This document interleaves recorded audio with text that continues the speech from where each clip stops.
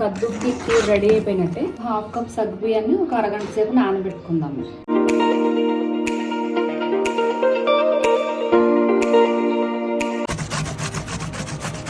కొంచెం నెయ్యి వేసుకొని డ్రై ఫ్రూట్స్ అన్ని రోస్ట్ చేసేసుకుందాం.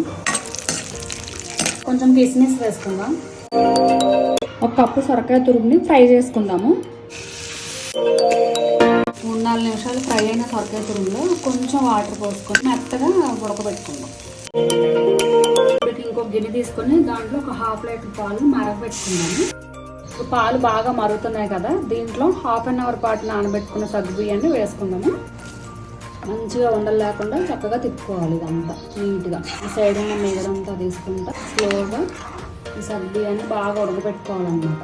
సగ్గుబియ్యం బాగా ఉడికిపోయింది మంచిగాని పాలల్లో. ఇందులో ఇప్పుడు స్వీట్నెస్ కోసం కొంచెం కండెన్స్డ్ మిల్క్ని యాడ్ చేసుకుందాము.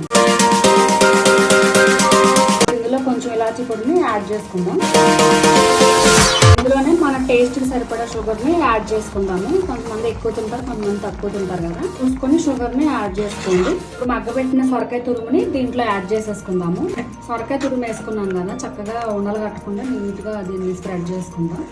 మనం ముందుగా రోస్ట్ చేసి పెట్టుకున్నాం కదా డ్రై ఫ్రూట్స్ని, దాన్ని ఇందులో మిక్స్ చేసుకుందాము. నేనైతే ఇందులో ఏం ఫుడ్ కలర్ అయితే యాడ్ చేయలేదు, మీకు కావాలనుకుంటే మీరు యాడ్ చేసుకోండి. ఫైనల్గా మన కద్దుకి కూర రెడీ అయిపోయినట్టే.